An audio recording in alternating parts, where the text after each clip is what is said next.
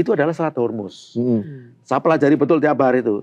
20% dari total suplai minyak dunia, minyak mentah itu harus lewat selat ini. Itu baru minyak mentah.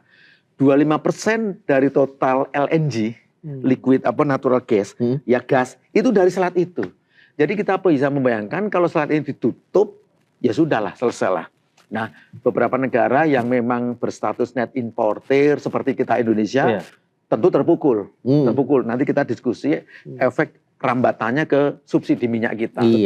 Tetapi ada data yang cukup tanda petik ya menyenangkan, ternyata tingkat ketergantungan kita dengan minyak lewat jalur Selat Hormuz itu tidak separah let's say Vietnam, kemudian satu lagi itu Thailand dan beberapa negara Asia yang lain, yang mana ketergantungan minyak mentahnya itu sangat tinggi.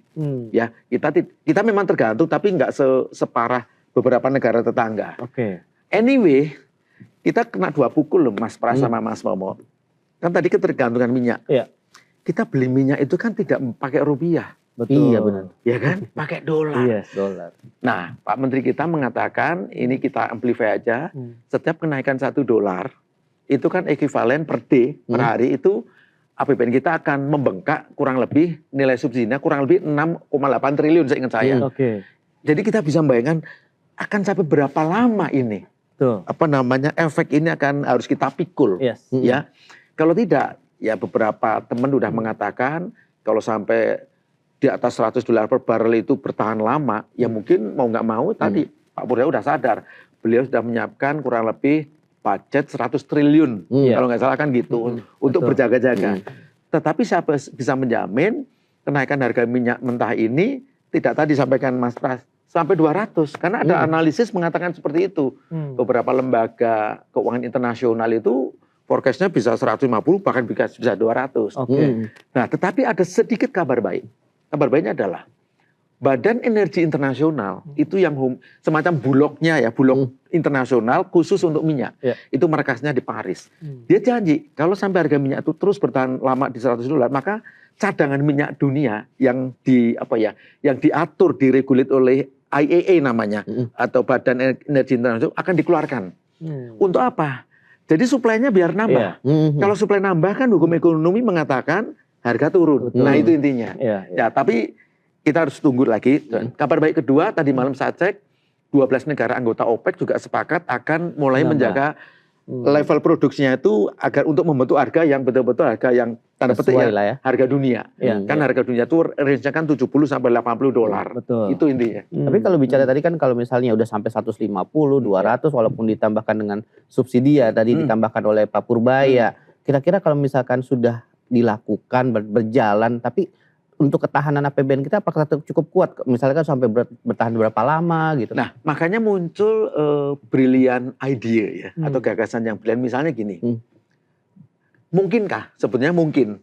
Persoalannya ini keberanian politik, mohon maaf, untuk kita mereposisi atau merestructure lah kalau bahasa ekonomi, merestructure alokasi budget. Kita punya beberapa program prioritas ya, sebut aja salah satunya itu yang menjadi andalan pemerintah, program makan bergizi gratis, kemudian ada program yang lain sekolah rakyat bla bla bla. Apakah alokasi budget itu akan dipakai seketika? Ya, kan nggak langsung seketika kita absorb. Barangkali penggunaannya bisa istilahnya tuh kayak dicicil gitu loh. Misalnya alokasi MBG kan 335 triliun seingat saya. Apa yang mau dipakai sekaligus? Kan gitu. Jadi sambil menunggu situasi globalnya mereda, mungkin secara taktikal alokasi budget untuk MBG bisa kita pakai dulu berjaga-jaga sebagai buffer untuk tadi kalau harga minyak dunia betul-betul di luar kendali kita, dan itu memang di luar kendali kita. Karena market mechanism kan gitu. Dan posisi kita memang maaf kata tidak diuntungkan. Sejak 2013 yang lampau, posisi kita kan bukan lagi menjadi net exporter, tapi net importer. Nah, makanya kalau kita lihat sebentar, belok kiri sebentar mengenai defisit, neraca dagang kita. Kalau kita bicara neraca dagang aja, itu yang menggeruskan dari migas. Karena absolutely kita itu importer. Tapi bersyukur ekspor dari non migasnya tinggi, terutama dari manufaktur. Nah, itulah yang bisa mengimbangi tadi defisit dari migasnya gitu. Tapi kalau kita bicara mengenai daya tahan APBN, kemudian dengan tadi yang Pak Rian katakan, kita tidak tahu juga kan pergerakan harga minyak dunia ini sampai seberapa kuat dan seberapa lama bertahan dengan harga yang terjangkau tadi Pak Rian, Iya. yang secara global begitu. Nah, Anda melihat bagaimana dengan mungkinkah realokasi anggaran ini juga sebenarnya sudah menjadi langkah pemerintah yang sudah dilakukan kalau kita bicara mengenai statement pemerintah Pak Purbaya yang menyatakan bahwa subsidi untuk BBM tidak akan berubah, dalam artian BBM yang bersubsidi tidak naik begitu sampai dengan tahun 2026 berakhir begitu. Betul. Jadi saya mencoba quote statement Pak Menteri ya, Pak Menteri Keuangan kita, Pak Purbaya, beliau mengatakan, bahkan tadi saya baca running tag-nya, sampai akhir tahun ini tidak ada perubahan harga minyak. Ya, memang pertauran, mohon maaf saya harus mengatakan, ini pertaurannya nggak mudah. Kita bicara ini pertauran politik. Ya, kenaikan berapa rupiah pun per liter, ya atau per barel lah, itu nanti singgungannya adalah tekanan ekonomi kepada masyarakat menengah ke bawah itu akan besar sekali. Dan kita mengenal persis struktur atau piramida dari demografi kita, yang 10% itu maaf kata itu the rich people, sementara yang bawahnya itu middle low itu kan banyak banget. Nah, dan ini sangat, mohon maaf, sangat peka terhadap political and social pressure. Nah, itu yang coba oleh pemerintah dijagain. Jangan sampai efek dari kenaikan harga BBM itu lalu secara sosial politik itu tidak kondusif, berisiko tinggi. Nanti akan kejadian lagi, mohon maaf, Agustus tahun lalu, ya kan, sampai akhirnya terjadi social riot gitu. Nah, sementara kita kan butuh stabilitas gitu. Nah, oleh karena itu, satu nanti pemerintah melalui Pak Menteri Keuangan kita harus mungkin mengotak-atik kembali, ya, struktur atau komposisi daripada budgeting kita. Budgeting kita adalah APBN kita. Yang kedua, kan kemarin pemerintah melalui Pak Menteri Perekonomian ya, Menko Perekonomian Pak Airlangga Hartarto sudah merilis 8 tindakan reformasi atau apa gitu.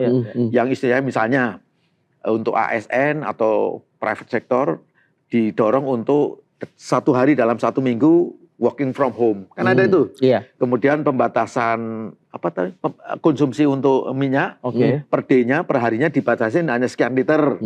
Kemudian ada perilaku lain yang intinya adalah itulah taktik cara kita untuk kita hemat energi. Kurang lebih seperti itu intinya. Memang yang kita lakukan itu tidak se-ekstrim katakanlah Filipina. Di Filipina itu sampai kemarin ngobrol sama beberapa kawan, ya mereka itu pekerjaannya itu sampai dari rumah ke tempat kerjanya itu jalan kaki. Iya, sampai segitunya kan. Artinya ya setiap negara dengan situasi kondisi masing-masing memang harus bisa, bahasa saya, menyikapi yang situasi yang sampai hari ini relatif unfriendly. Itu aja.